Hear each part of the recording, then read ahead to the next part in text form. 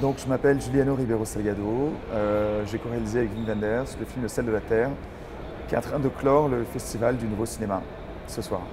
Alors en fait, moi je pensais que je n'allais jamais faire un film sur mon père, jamais, jamais. Donc Sébastien Salgado, le sujet du film, voilà, c'est un photographe qui a parcouru le monde pendant 40 ans, c'est mon père. Et à l'époque, en 2009, quand mon père m'appelle pour me dire Juliano Devine qui vient dîner à la maison ce soir, Wim Wenders, je pensais jamais que je ferais un film sur lui.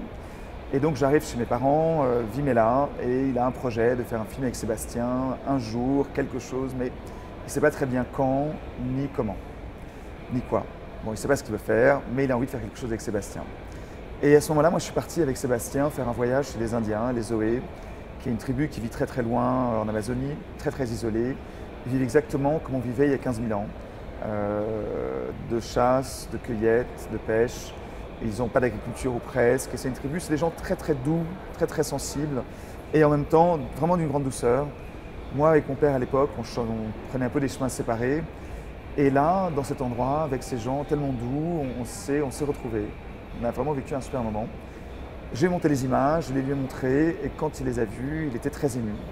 Et cette émotion, c'est un truc qui m'a beaucoup touché, mais ça m'a aussi, ça m'a donné comme ça le sentiment qu'il allait accepter mon regard et ma présence.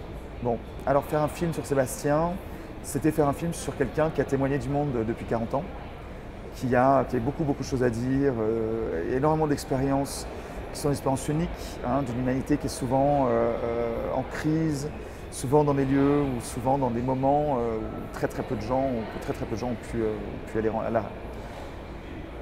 Très très peu de gens ont pu aller à leur rencontre, en fait, à tous ces gens qui sont dans des situations comme ça de crise et très difficiles. Et donc Sébastien, chaque fois qu'il revenait de voyage, il avait beaucoup de choses à dire. Et toutes ces histoires qu'il avait racontées, avec les photographies, moi j'avais l'intuition que ça pouvait faire un matériel cinématographique très très fort. Quand on s'est revu avec Wim, on a eu la même intuition. On s'est rendu compte qu'on pensait la même chose. Et c'est comme ça que ça a commencé. Donc ça s'est commencé en fait avec un processus assez long et un peu compliqué. Voilà. Alors Sébastien, mon père, donc il a 70 ans. Wim a 69 ans, je crois, ils ont le même âge, plus ou moins de la même génération. Alors c'est marrant parce que les deux se sont retrouvés autour d'un truc, c'est qu'ils adorent le foot. Donc ils passent leur vie à consulter leur téléphone intelligent là, avec les résultats du foot et ils s'appellent pour se dire mais ton équipe a perdu, j'ai vu j'ai vu ton match. Et là, ils se disent ça avec des émotions, ils ont presque les larmes qui leur remontent aux yeux quand ils parlent de l'action, la belle action de l'autre équipe. Enfin, ça, c'est Wim et Sébastien. Ils se ressemblent énormément et pour moi, j'avais vraiment affaire à deux montagnes. Mon père, avec dont j'étais plutôt assez distant au début du film, et Wim, qui est un ogre du cinéma, qui a déjà marqué l'histoire du cinéma au moins une demi-douzaine de fois avant voilà, qui est encore en train de faire des films. Et donc, il s'est passé plein de choses par rapport à cette question comme ça de la filiation, de la transmission. Le film déjà est un film sur la transmission. C'est que les histoires que Sébastien raconte, il me les racontait quand j'étais petit.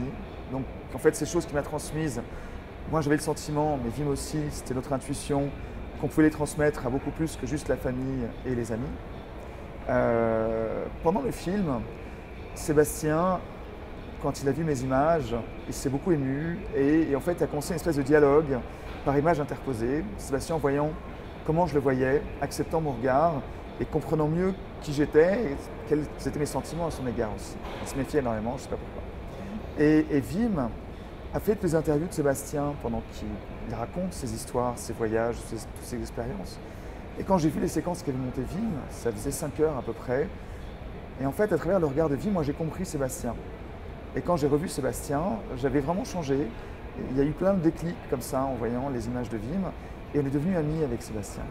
Et quand on est devenu amis avec Sébastien, alors qu'on était vraiment avec des relations assez distantes et puis un peu, des fois quand même un peu tumultueuses, quoi, j'ai dû commencer à faire le montage avec Wim.